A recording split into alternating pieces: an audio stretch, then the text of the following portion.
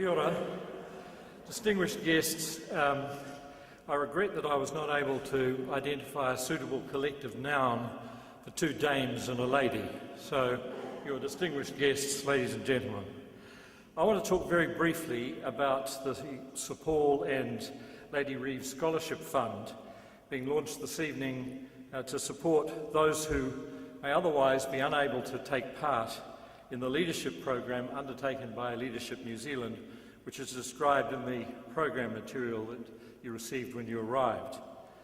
Before doing so, I should say that as a lawyer, inherently conservative, potentially dull, I reverted to type and took advice about scripture before elaborating on this fund. The scripture I refer to, of course, is Matthew chapter 12, verse 21, which you'll all be familiar with.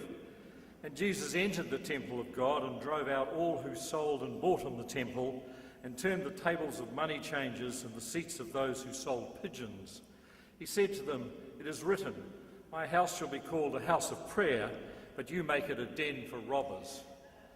I've been assured that what I've got to say is not a transgression of either this wonderful venue or its purpose.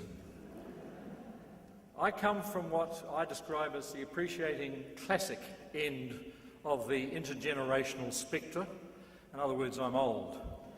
But I was inspired earlier this year when we met as advisory trustees and discussed the idea of this inaugural lecture, because I recall in 1988 being so impressed with an address that Sir Paul gave about national identity and being somewhat presumptuous, wrote to him and asked him for a copy of it.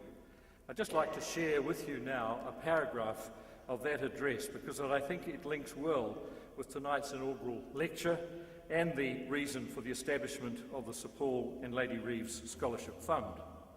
And the paragraph I refer to is thus.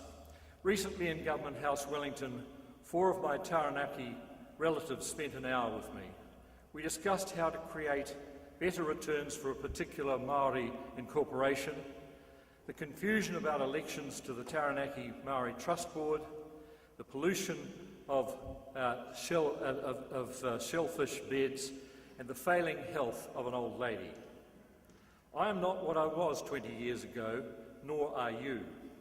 The development happened, and how it happened is something which is complex and mysterious.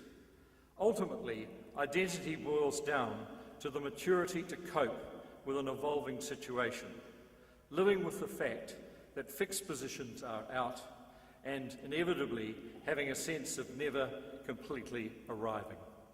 I'm talking about the process which involves the exploration of our personality and our social relationships, indeed our relationships with the environment. To me, that paragraph conveyed a sense of Sir Paul's contribution and the basis for ensuring that the purpose of this scholarship is that there be no unreasonable economic barrier to allow individuals to participate in the Leadership New Zealand program.